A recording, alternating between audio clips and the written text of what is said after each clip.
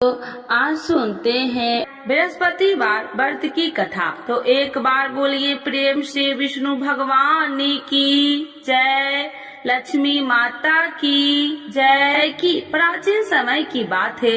भारत वर्ष में एक राजा राज्य करता था। वह बड़ा प्रतापी और दानी था। वह नित्य गरीबों और ब्राह्मणों की सेवा सहायता करता था। वह प्रतिदिन मंदिर में भगवान दर्शन करने जाता था, लेकिन यह उसकी रानी को अच्छा न लगता। न वह व्रत करती और न ही किसी को एक पैसा दान में देती। राजा को भी ऐसा करने से मना किया करती। एक समय की बात है कि राजा शिकार खेलने वन को चले गए। घर पर रानी और दासी थी। उस समय गुरु बृहस्पति साधु का रूप धारण कर राजा के दरवाजे पर भिक्षा मांगने आए। साधु ने रानी से भिक्षा मांगी तो वह कहने लगी, हे साधु महाराज, मैं इस दान और पुण्य से तंग आ गई हूँ।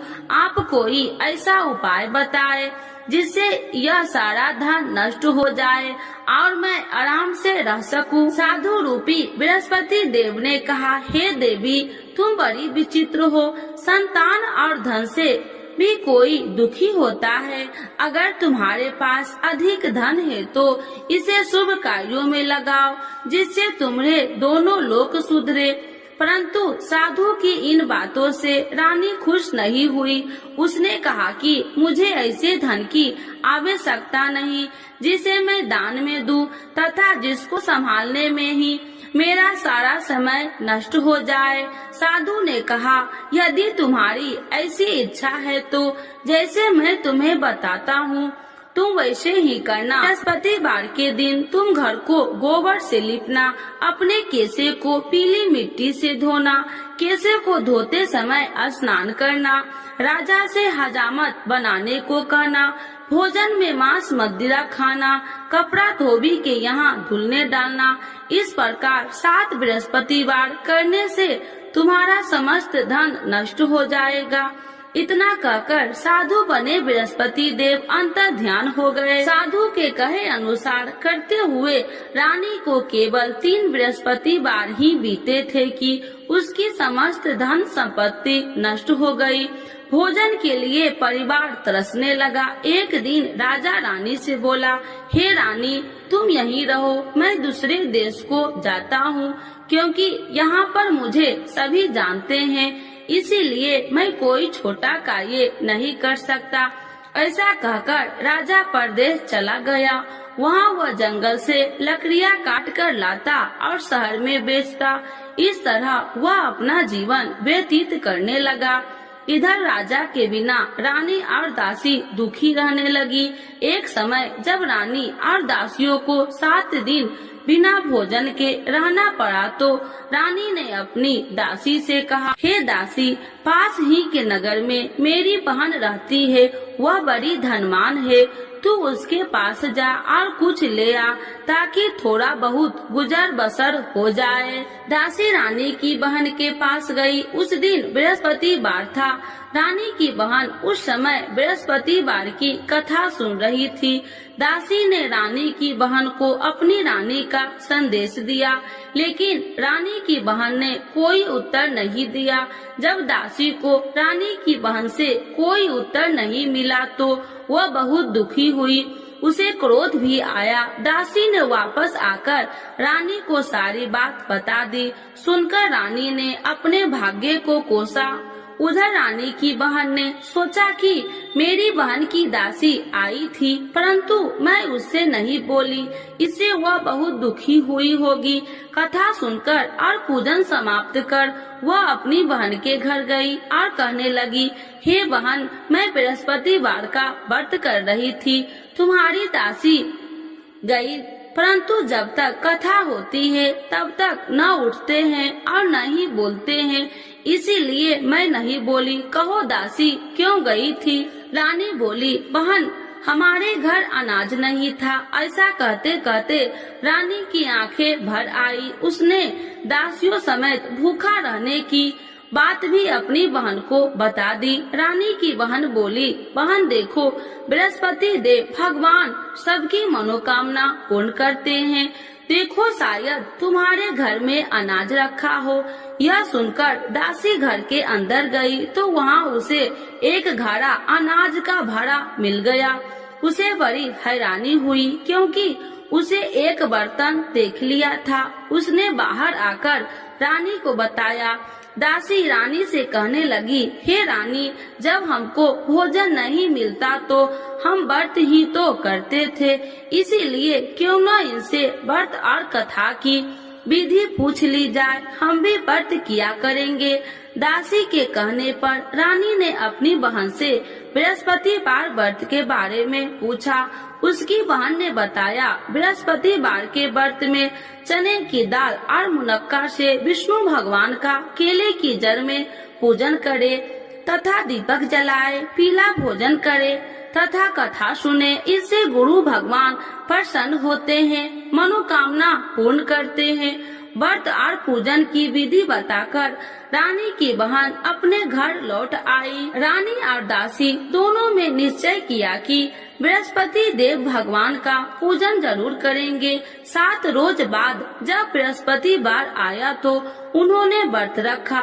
घुड़सार में जाकर चना और गुड़ बिन लाई तथा उसकी दाल से केले की जड़ तथा विष्णु भगवान का पूजन किया। अब पीला भोजन कहाँ से लाए? दोनों बड़ी दुखी हुई, परंतु उन्होंने व्रत किया था, इसीलिए बृहस्पति देव भगवान प्रसन्न थे। एक साधारण व्यक्ति के रूप में वे दोनों थालों में सुंदर पीला भोजन लेकर आए और दासी को देकर बोली, हे दासी, यह भोजन तुम्हारे लिए और तुम्हारी रानी के लिए है, इसे तुम दोनों ग्रहण करना। दासी भोजन पाकर बहुत प्रसन्न हुई। उसने रानी को सारी बात बताई। उसके बाद से वे प्रत्येक बृहस्पतिवार को गुरु भगवान का व्रत और पूजन करने लगी। बृहस्पति भगवान की कृपा से उनके पास धन हो गया, परंतु रानी फिर पहले की तरह आलस करने लगी। तब दासी बोली, देखो रानी, तुम पहले भी इसी प्रकार आलस करती थी, तुम्हें धन रखने में कष्ट होता था, इस कारण सभी धन नष्ट हो गया। अब गुरु भगवान की कृपा से धन मिला है तो फिर तुम्हें आलस होता है। बड़ी मुसीबतों के बाद हमने ये धन पाया है, इसीलिए हमें दान पुण्य करना चाहिए। अब तुम भूखे मनुष्य को भोजन कराओ, प्याव लगवाओ, ब्राह्मणों को दान दो, कुआं, तालाब, बावड़ी आदि का निर्माण कराओ, मंदिर, पाठशाला बनाकर ज्ञान दो, कुमारी कन्याओं का विवाह करवाओ, अर्थात धन को शुभ कार्यों में खर्च करो, जिससे तुम्हारे कुल का यश बढ़ेगा तथा स्वर्ग की प्राप्ति हो और पितृ प्रसन्न हो। दासी की बात मानकर रानी शुभ कर्म में करने लगी, उसका यश फैलने लगा। एक दिन रानी और दासी आपस में विचार करने लगी कि जाने राजा किस दशा में होंगे, उनकी कोई खोज खबर भी नहीं है। उन्होंने श्रद्धा पूर्वक गुरु बृहस्पतिवार भगवान से प्रार्थना की, राजा जहाँ कहीं भी हो शीघ्र वापस आ जाए। उधर राजा परदेश में बहुत दुखी रहने लगा। वह प्रतिदिन जंगल से लकड़ियाँ बीन कर लाता और उसे शहर में बेचकर अपने दुखी जीवन को बड़ी कठिनता से व्यतीत करता। एक दिन दुखी हो अपनी पुरानी बातों को याद करके वह रोने लगा और उदास हो गया। उसी समय राजा के पास बृहस्पति देव साधु के भेष में आकर बोले, हे लकड़हारे, तुम इस सुनसान जंगल में किस चिंता में बैठे हो, मुझे बतलाओ। यह सुन राजा के नेत्रों में जल भर गया और साधु की वंदना कर राजा ने अपनी संपूर्ण कहानी सुना दी।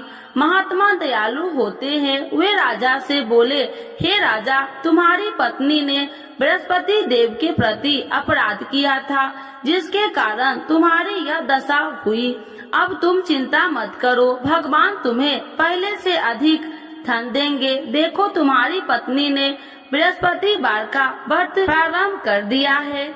अब तुम भी बृहस्पतिवार का व्रत करके चने की दाल व गुड़ जल के लोटे में डालकर केले का पूजन करो। फिर कथा कहो या सुनो, भगवान तुम्हारी सब मनोकामनाओं को पूर्ण करेंगे। साधु की बात सुनकर राजा बोले, हे प्रभु, लकड़ी बेचकर तो इतना पैसा भई नहीं बचता जिससे भोजन के उपरांत कुछ बचा सकूं। मैंने रात्रि में अपनी रानी को व्याकुल देखा है। मेरे पास कोई साधन नहीं जिससे उसका समाचार जान सकूं। फिर मैं कौन सी कहानी कहूँ, यह भी मुझको मालूम नहीं। साधु ने कहा, हे राजा, मन में बृहस्पति भगवान के पूजन व्रत का निश्चय करो। वे स्वयं तुम्हारे लिए कोई राह बना देंगे। बृहस्पतिवार के दिन तुम रोजाना की तरह लकड़ियाँ लेकर शहर में जाना। तुम्हें रोज से 2 गुना धन मिलेगा, जिससे तुम भली भांति भोजन कर लोगे तथा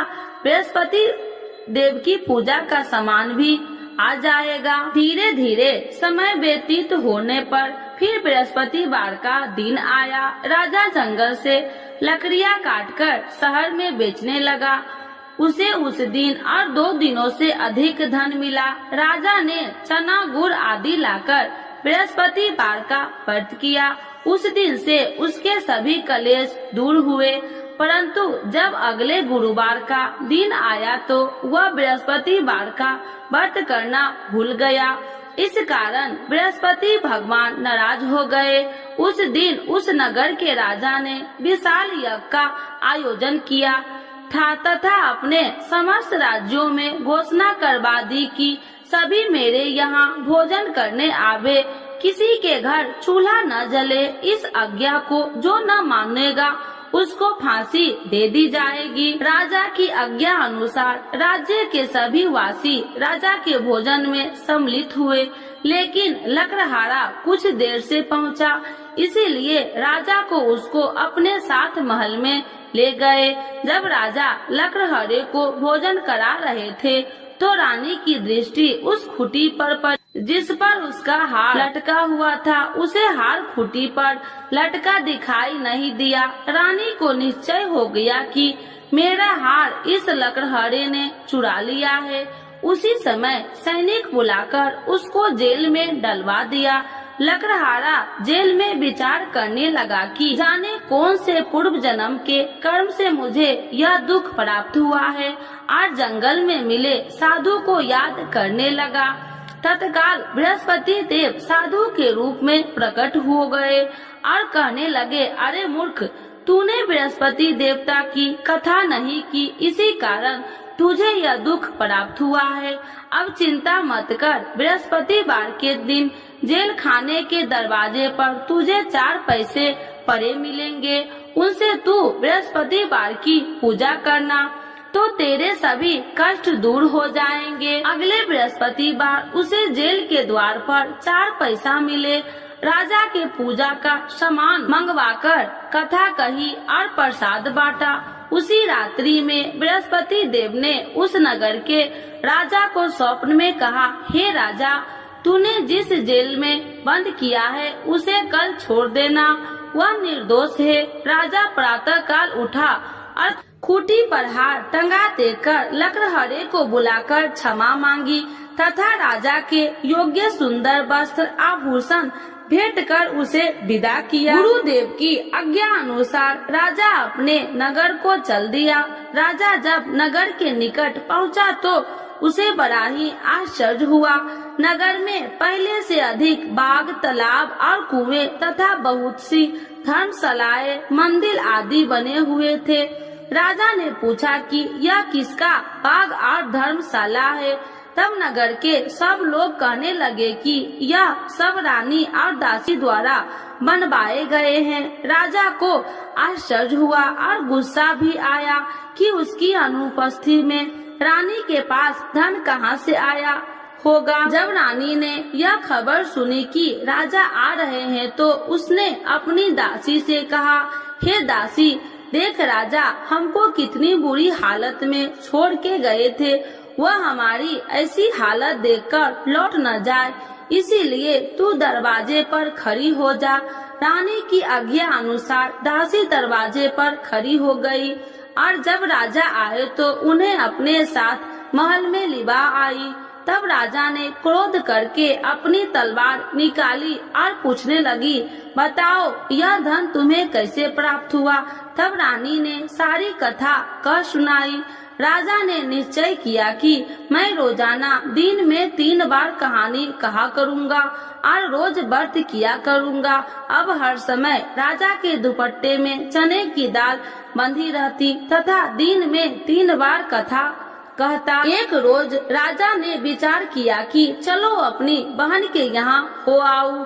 इस तरह का निश्चय कर राजा घोड़े पर सवार हो अपनी बहन के यहाँ चल दिया। मार्ग में उसने देखा कि कुछ आदमी एक मुर्दे को लिए जा रहे हैं। उन्हें रोककर राजा कहने लगा, अरे भाइयों, मेरी बृहस्पतिवार की कथा सुन लो। वे बोले, लो हमारा तो आदमी मर गया है, इसको अपनी कथा की पड़ी है। परंतु कुछ आदमी बोले, अच्छा कहो, हम तुम्हारी कथा भी सुनेंगे। राजा ने दाल निकाली और कथा कहनी शुरू कर दी। जब कथा आदि हुई तो मुर्दा हिलने लगा और जब कथा समाप्त हुई तो राम राम कह के वह मुर्दा खड़ा हो गया। राजा आगे बढ़ा, उसे चलते चलते शाम हो गई। आगे मार्ग में उसे एक किसान खेत में हल चलाता मिला। राजा ने उसे कथा सुनने का आग्रह किया, लेकिन वह नहीं माना। राजा आगे चल पड़ा। राजा के हटते ही बैल पछाड़ खाकर गिर गए तथा किसान के पेट में बहुत जोर से दर्द होने लगी। उसी समय किसान की माँ रोटी लेकर आई। उसने जब देखा तो अपने पुत्र से सब हाल पूछा। बेटे ने सभी हाल बता दिया। बुढ़िया दौड़ी दौड़ी उस घुड़सार के पास पहुँची और उसने बोली, मैं तेरी कथा सुनूंगी, तू अपनी कथा मेरे खेत पर ही चलकर कहना। राजा ने लौटकर बुढ़िया के खेत पर जाकर कथा कही, जिसके सुनते ही बैल खड़े हो गए तथा किसान के पेट का दर्द भी बंद हो गया। राजा अपनी बहन के घर पहुंच गया। बहन ने भाई को खूब मेहमानबाजी की। दूसरे रोज प्रातः काल राजा जागा तो वह देखने लगा कि सब लोग भोजन कर रहे हैं। राजा ने अपनी बहन से जब पूछा, ऐसा कोई मनुष्य नहीं है जिसने भोजन नहीं किया हो, जो मेरी बृहस्पतिवार की कथा सुन ले। बहन बोली, हे भैया, यह देश ऐसा ही है। यहाँ लोग पहले भोजन करते हैं, बाद में कोई अन्य काम करते हैं। फिर वह एक कुम्हार के घर गई, जिसका लड़का बीमार था। उसे मालूम हुआ कि उसके यहाँ 3 दिन से किसी ने भोजन नहीं किया है। रानी ने अपने भाई की कथा सुनने के लिए कुम्हार से कहा। वह तैयार हो गया। राजा ने जाकर बृहस्पतिवार की कथा कही, जिसको सुनकर उसका लड़का ठीक हो गया। अब तो राजा को प्रशंसा होने लगी। एक दिन राजा ने अपनी बहन से कहा, हे बहन, अब मैं अपने घर जाऊंगा, तुम भी तैयार हो जाओ। राजा की बहन ने अपनी सास से अपने भाई के साथ जाने की आज्ञा मांगी। सास बोली, हाँ चली जा, मगर अपने लड़कों को मत ले जाना, क्योंकि तेरे भाई के कोई संतान नहीं है।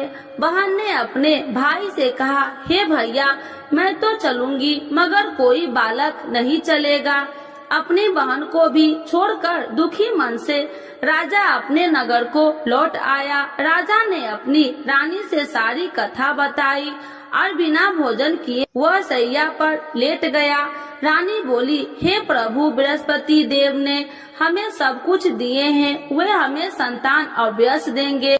उसी रात बृहस्पति देव ने राजा को स्वप्न में कहा, हे राजा, उठ, सभी सोच त्याग दे, तेरी रानी गर्भवती है। राजा को यह जानकर बड़ी खुशी हुई। 9वें महीने में रानी के गर्भ से एक सुंदर पुत्र पैदा हुआ।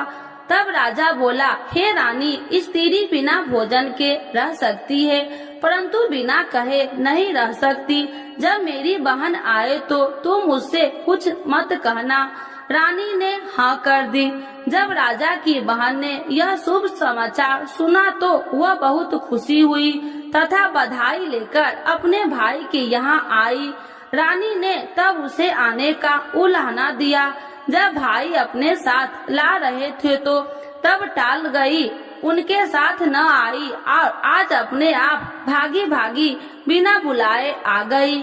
तो राजा की बहन बोली, भाई मैं इस प्रकार न कहती तो तुम्हारे घर औलाद कैसे होती। बृहस्पति देव सभी मनोकामनाएं पूर्ण करते हैं। जो श्रद्धा भाव पूर्वक बृहस्पतिवार का व्रत करता है एवं कथा पढ़ता है अथवा सुनता है और दूसरों को सुनाता है, बृहस्पति देव उसकी सभी मनोकामनाएं पूर्ण करते हैं, उनकी सदैव रक्षा करते हैं। जो संसार में सद्भावना से गुरुदेव का पूजन एवं व्रत सच्चे हृदय से करते हैं, उनकी सभी मनोकामनाएं वैसे ही पूर्ण होती है जैसे सच्ची भावना से रानी और राजा ने बृहस्पति देव की कथा का गुणगान किया तो उनकी सभी इच्छाएं बृहस्पति देव जी ने पूर्ण की।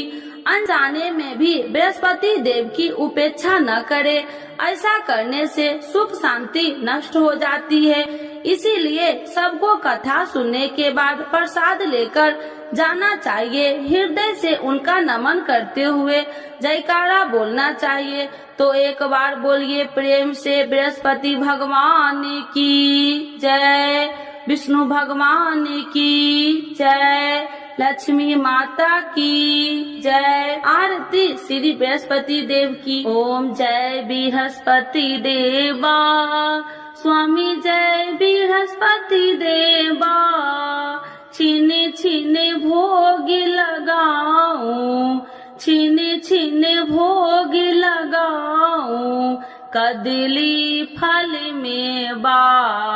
ओम जय बृहस्पति देवा, तुम्हें पूरन परमात्मा, तुम्हें अंतर्यामी, स्वामी तुम्हें अंतर्यामी, जगत पिता जगदीश्वर, जगत पिता जगदीश्वर, तुम्हें सबके स्वामी। ओम जय बृहस्पति देवा, चरणामृत निज निर्मल, सब पातक हरिता, स्वामी सब पातक हरिता, सकल मनोरथ दायकी, सकल मनोरथ दायकी, कृपा करो भरता।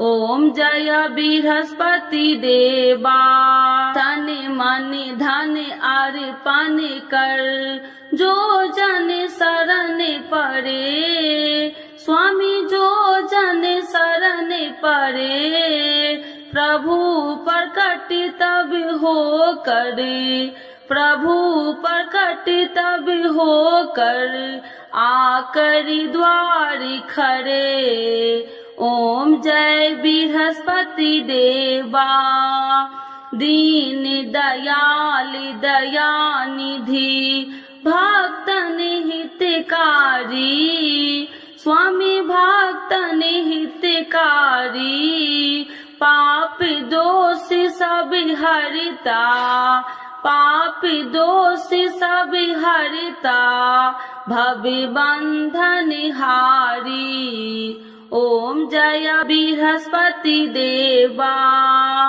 सकल मनोरथ दायकी, सब संशय तारो, स्वामी सब संशय तारो, विषय विकार मिटाओ, विषय विकार मिटाओ, संतन सुखकारी। ओम जय बृहस्पति देवा, जो कोई आरती तेरी प्रेम सहित गावे, स्वामी प्रेम सहित गावे, ज्येष्ठानंद बंद सो, ज्येष्ठानंद बंद सो, सो निश्चय पावे।